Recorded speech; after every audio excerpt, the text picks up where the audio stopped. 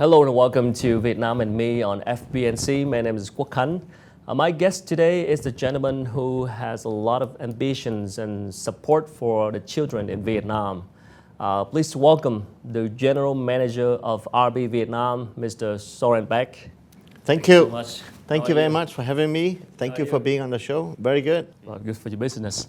So in terms of infant product, Enfa is one of the most popular brands in Vietnam under Meet Johnson. Yes. But then in 2017, RB, Reckitt and Benckiser, did one of the biggest M&A deals in the company history.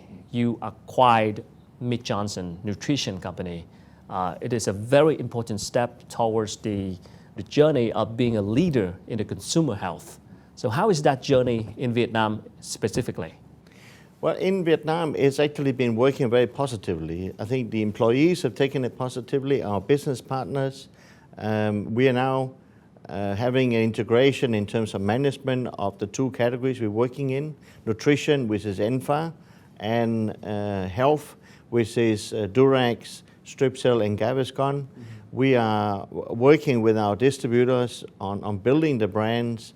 We're working on driving a better penetration in Vietnam and basically grow the total business of RB in Vietnam. So people point of view, I think they've taken it positively. Basically, we're expanding, we are growing our business. So after the deal, in terms of the brand image, RB Vietnam, is there any changing? RB as a name is not that well known. That's a fact. Meet Johnson is a better known name in Vietnam because healthcare professionals, moms have known the brand from buying the products. We're working on the healthcare professional side. We're doing quite a number of things with the Minister of Health. We work with a number of hospitals. But from a company point of view, we're trying to be communicating more to the professionals, the B2B business partners we work with, so they get to be more familiar with the brand RB. But the consumer, we will not go out and communicate a lot about being RB like you might see other companies are doing. We will be more focusing on the consumer brands in itself. So after 3 years of the deal, the acquisitions of Meet Johnson, and I know your ambition is to be the leaders of the consumer health as well. So what are some of the specific results so far after 3 years? Well, first and foremost, I think on Durex we had significant growth because we have really been expanding the brand in terms of penetration. On Gaviscon, we've been doing a lot of medical work. We work with a lot of hospitals, and we can see on Gaviscon we had about 30-40% growth over the last 1 year. I think the awareness around the brand is becoming higher. On Enfa, we have launched the US Enfa range of products in the mom and baby store. We've seen very positive offtake. We see the moms asking for high quality products. On sales channels, we've expanded a lot into mom and baby store, e-commerce, especially now during the coronavirus. You will see the e-commerce channel has really picked up. So basically new channels as well as the brands have been growing. So I think positive development over the last 3 years. Of course, there have also been issues about we need to integrate the operation, and that takes time because legally you need to follow rules and procedures. So that takes a bit of time. But I would say from a company outset, it's been a very positive experience. Okay. The coronavirus affecting all businesses very badly. But in Vietnam, luckily, we seem to have a good control of the outbreak. And now we're talking about the stage of after the outbreak and the thing to get to move back to the normal. For a lot of businesses, they are reviving their sustainable growth strategy. How about RB Vietnam? Well, first of all, I think we have to thank the Vietnamese government for really doing a good job to protect the citizens and protect the businesses by putting really strict control from day one. Sure. And that cannot be acknowledged enough. Okay, going forward now, we will work maybe slightly different in the future. We'll maybe allow people to work more from home. Maybe the working style, maybe the ways of working in terms of hours, there'll be more working from home than necessarily have to come to the office. A supply chain person can sit at home, do the planning on their sales, and the sales volume as well as to do it in the office. So if it's better for the employee, then there might be ways we need to change the way we operate. That our office is a connecting point, but the operation in terms of what people are doing and how they operate, we can with mobile phone, laptops, Zoom, Skype, whatever, team, you can actually let people do more things where it fits into their working style. And I think the younger generation is asking for that. So I think it would be important for us to do that going forward for the business. Do the right thing is a term that we often heard from multinational companies operating in Vietnam. And what is your own definition of do the right thing? And how does that involve with your business strategy in Vietnam? If you want to build trust to the consumer and the consumer can trust your brands, you also have to behave and operate in a society with trust. And that requires that we have integrity and the things we do are what's best for the moms or the consumer, which is the baby, or it's someone who is buying a condom to protect themselves. So it's very important that we, in our way of behaving, way of acting, that we actually stand for that trust. And we keep on following a principle about integrity in the quality of the product, integrity in the way we are dealing with the moms. When we have a mom calling up and saying, I'm concerned about my baby, we actually have our call center also connect the doctor so that they can get a proper advice. I think this is a responsibility we have. And from RB side, we are very focused on coming across as being a trustworthy partner to the consumer and to the government and to the MOH in the way we operate. So I think it's a fundamental principle in the way we operate. Yeah, sure. We're talking about Durex, one of your strong brands, and after you acquired Mead Johnson with Enfa, which is infant, the baby products. People... We can always have a smile why we are people selling were joking that, and why we are having baby is there any food. conflict? I want to hear your thought on this. Well, I think that, first of all, both of them are great brands. Both of them are high quality. Both are about either giving the best start for the baby or protecting the father or the young boy who doesn't want from having a baby. So I think both of the brands have some really good common values about being high quality and gives a good protection or good nurturing or good nutrition to the baby. So I know that a lot of people will have a laugh about, we are selling infant formula, and at the other hand, we try to protect that nobody gets infant formula, need for infant formula. So, but I think from a brand point of view and being about providing the best product, the best solution to the consumer for their needs, I think they fit together. A lot of the channels are actually selling together. Today I went to THØNG, which are selling infant formula. And we have actually launched Durex also in the mom and baby store because when the mom has given baby, she does not necessarily want to have a new baby immediately after that. So there is also a need for Durex in that type of chain. So I think that there's no conflict, but there's a good amusement and you can have a good smile, okay? Yeah. We are selling both. So I think that's fair enough. Okay, so either one is good for you.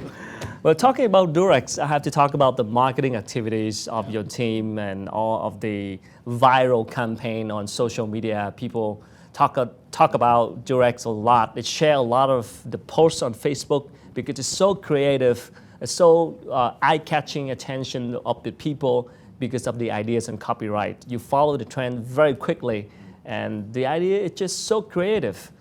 Well, actually, there's a young group of teams who are sitting together. So when the football match is on, the creatives are sitting working, and they're actually working on the activity to try to get it out as quick as possible, either to celebrate that Vietnam won in football or any other relevant activity. When Donald Trump was in Hanoi, we also was out there communicating. So I think we're trying to be really on the dot in terms of what the brand stands for. So it's a bit witty. It has a good sense of things, but also it can challenge things because at the end of the day, Durex is about sex, and that can be a bit of a taboo in society. So the good thing is that the brand is able to communicate strongly and engage well with the young generation, which is the future users. So I think the brand becomes very relevant for the consumer.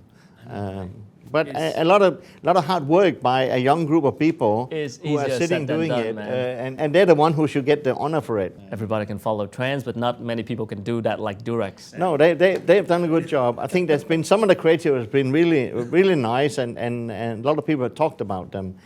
So it creates a lot of social activities and social communication, which is good for the brand. Yep, always. We're talking about Durex and other medicines brand as well. I mean, Enfa now is #1 in the nutrition for baby, but you have Strepsils, Durex, and Gaviscon. Gaviscon. So Gaviscon is, I would say, over the last few years we've been building more awareness.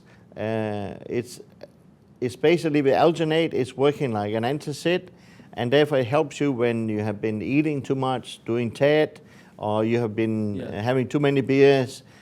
So basically it helps you with your acidity and your heartburn. The brand is doing well. We have very good support from KOLs, from healthcare professionals who are expert in gastro, and they have basically been recommending our brand well. So I went to one hospital in Haiphong area where we are selling very well with Gaviscon, and it's highly recommended by the doctors because they can see the natural ingredient of alginate is actually helping the patient. So a good brand and a good product, and we're building that in the pharmacy industry, basically in the OTC stores. Okay, thank you so much, and we'll come back after a short break with your story. Okay. Thank you. That's the sharing from Mr. Soren Beck, General Manager of RB Vietnam, and we'll be back after a short break. Thank you.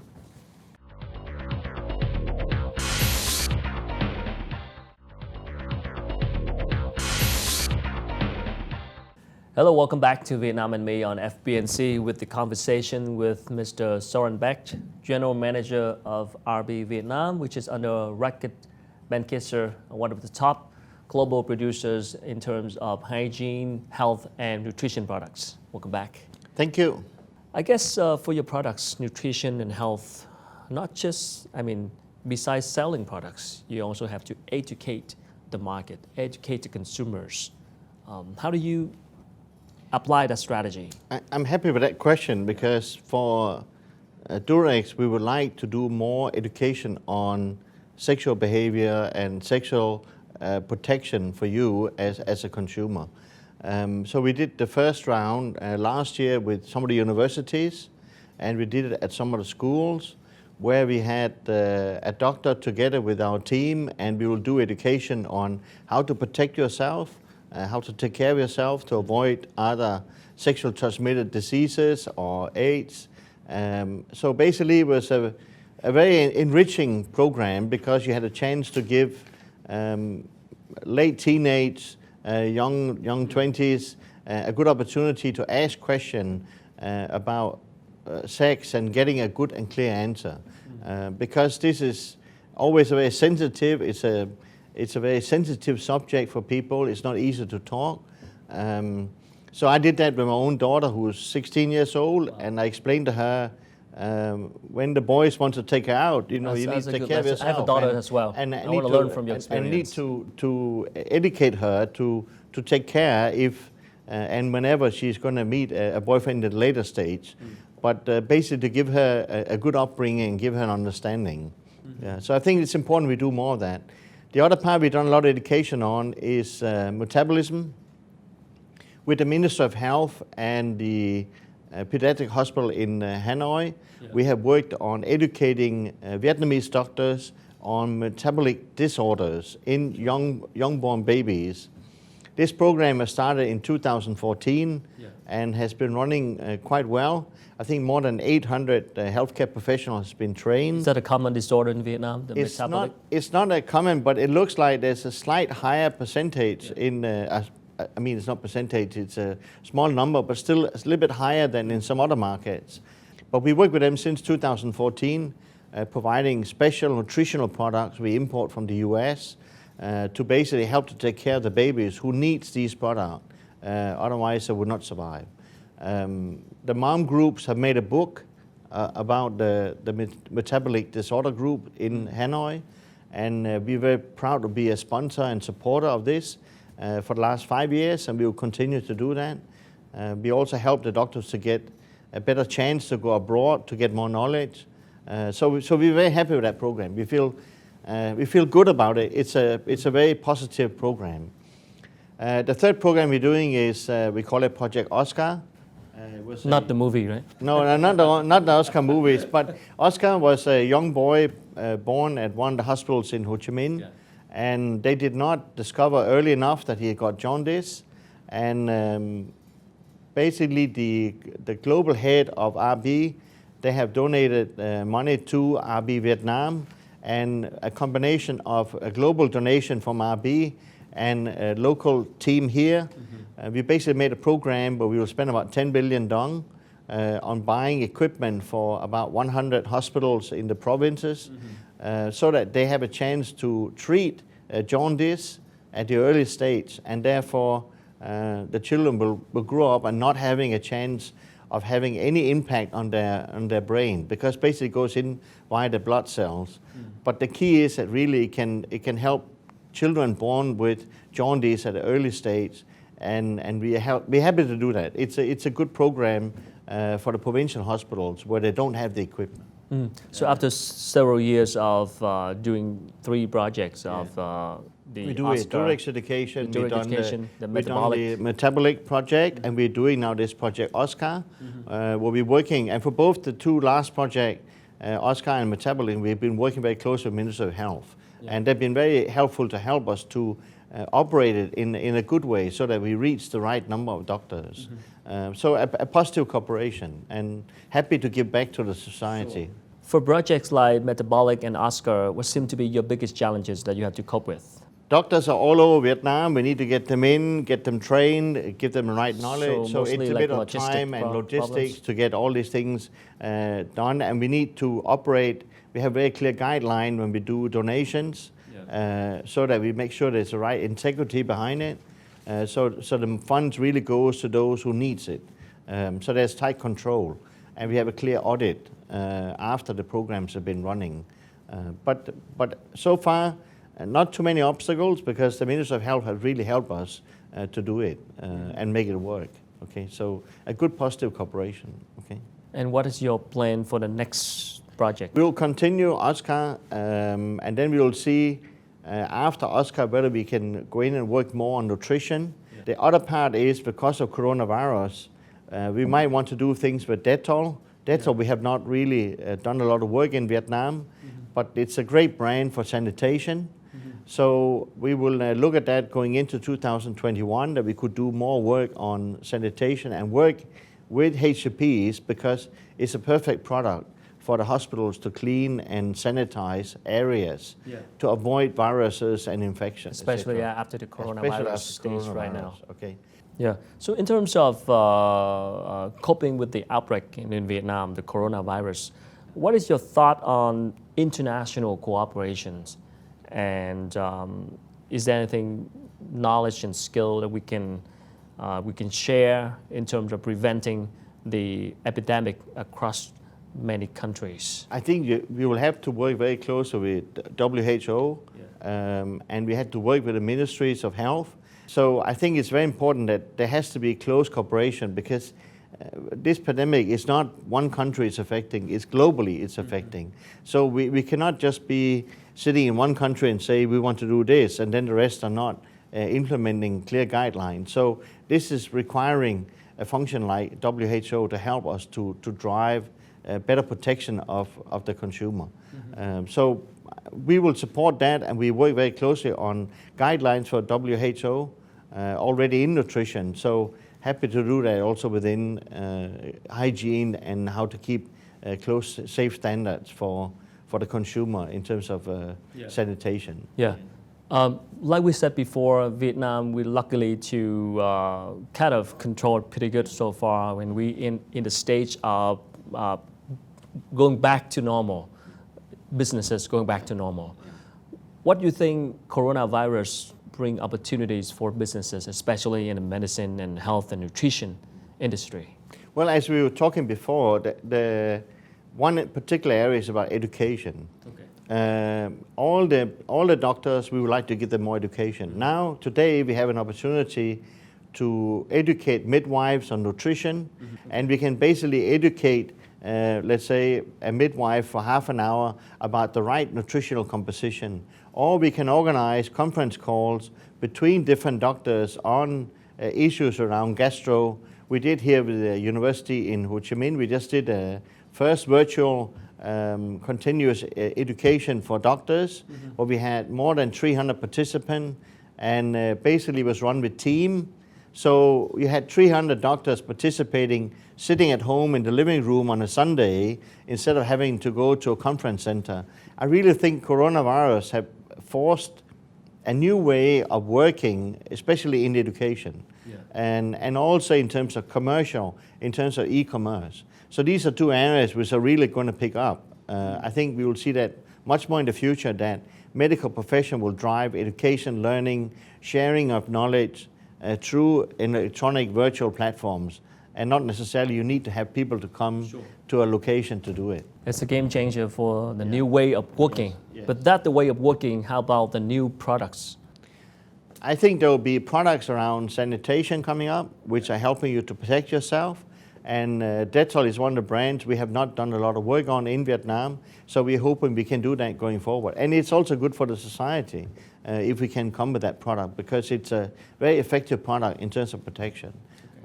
So that should happen in 2021. All right, thank you for sharing. We'll come back to that later. That's the story and sharing from Mr. Soren Beck, General Manager of RB Vietnam, one of the top global producers of hygiene, health, and nutrition products. We're going to be back after a short break. Thank you.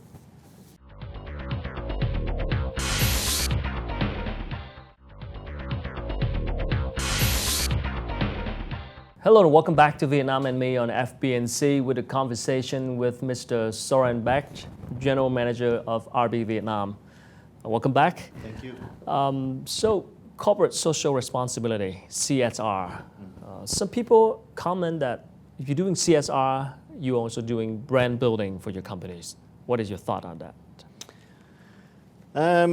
You can say in one way that you're promoting and you're communicating your brand, but I think also you're trying to take a different angle. You're really trying to look at what causes you can help and how you can do that in the right way.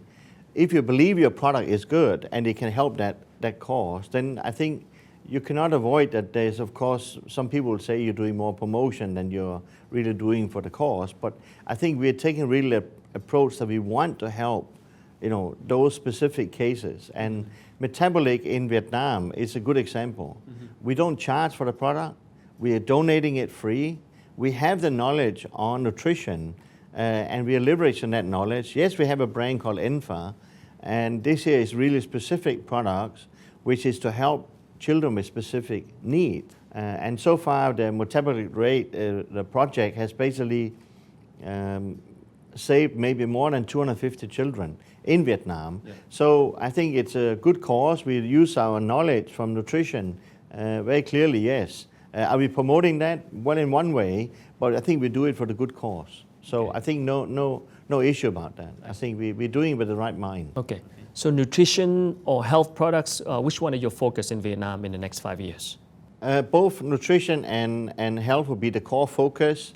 Less on hygiene. It will be really health and nutrition.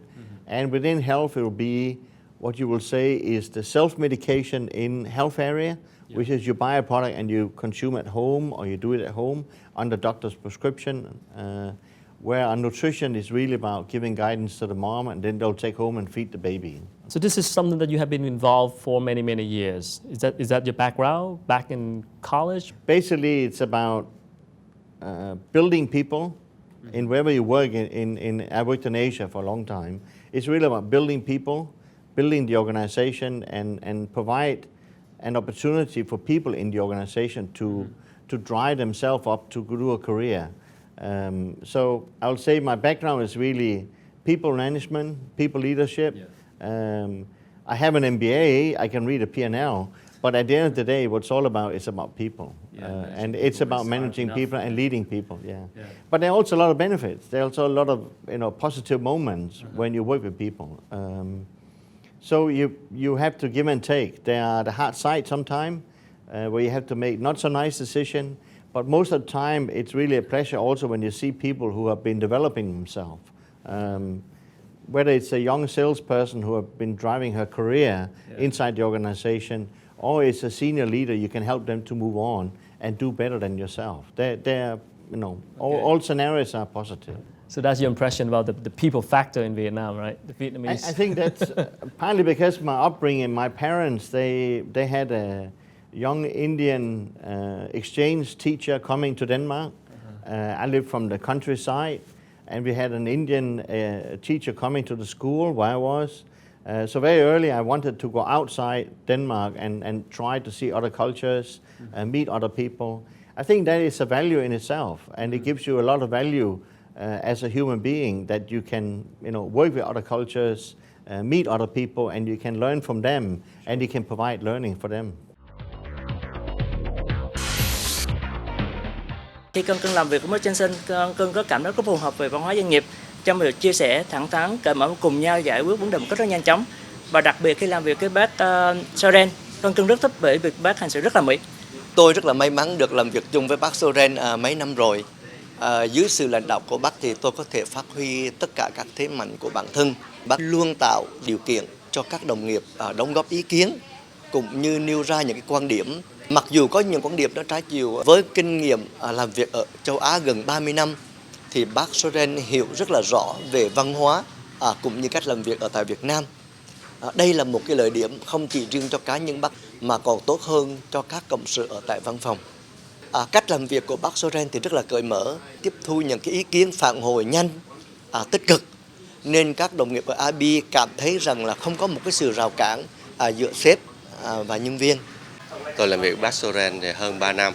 Cái ấn tượng của tôi về bác Soren là một người phải nói là có những cái tầm nhìn và những cái ý tưởng rất là nhiều, và nó luôn luôn thúc đẩy mọi người trong công ty là tìm tòi rồi cố gắng là đạt được những cái mục tiêu cao hơn mà mình có thể nghĩ tới. Ngoài ra làm việc với bác Soren cảm giác như bác rất là nhiều năng lượng, bác truyền năng lượng tích cực cho mọi người, và cảm giác như là bác có rất nhiều thời gian. Tại lúc nào cũng thấy bác làm việc hết, và có thể như là cảm giác bác có thể làm việc nguyên ngày và rất là đầy năng lượng. But in Vietnam, what is your biggest lesson in terms of people management? Vietnamese are very hard-working people, and they're very committed. And sometimes they are so committed that it can be hard that they're pushing you, that they want to have things this way. But sometimes you need to organize also what's possible within a corporate. But I will say that my experience in Vietnam is very positive. People are open, they want to learn, they're hardworking.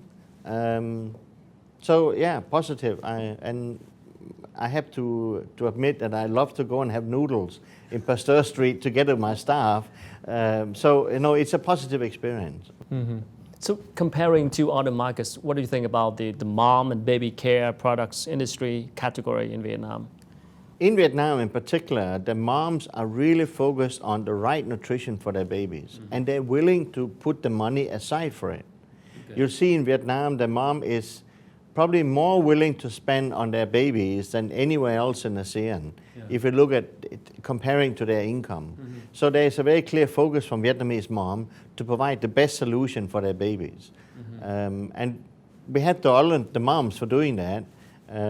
I keep on saying to people that when the mom had a baby for 1 or 2 or 3 years, the husband, he starts pushing on. Now he also wants to have more focus on him and not only the baby. But it's a fact in Vietnam, there's a lot of good focus on their babies from the mom's side, and they're willing to spend on it.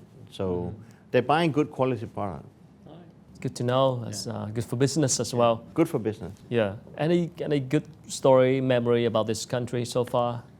Well, personally, I came here first time 2001, and as I mentioned to you when we had a pre-talk, basically I like to go to Hanoi. I like to go to the small galleries. I like to go to the area close to the old It's all European, we love it. and I like some of the art galleries, and I bought some to my house and also here to Denmark. Yeah, so a positive experience for me. It's been in Vietnam. Okay, and my wife and kids love to be here, so they're happy being here. You think you're going to be here for a long time? Or? That my bosses decide, not me. But if Okay. you ask my wife, she would say yes. We should stay longer. My children, they're happy to be here in school. So yes, from that point of view, hopefully longer. Okay. All right. I hope your boss will watch this program. Thank you so much for sharing. Thank you. Good luck with anything. So that's the story of Mr. Soren Bach, General Manager of RB Vietnam, which is under Reckes and Van Kisser, one of the top producers in hygiene and health and nutrition products. And for now, RB Vietnam acquired Mead Johnson Nutrition Company, and they are becoming a leaders in the consumer health, also the nutritions and also consumer products in Vietnam as well. Thank you so much for watching, and I'll hope to see you in the next episode. Thank you. Thank you. Thank you. Thanks a lot for today.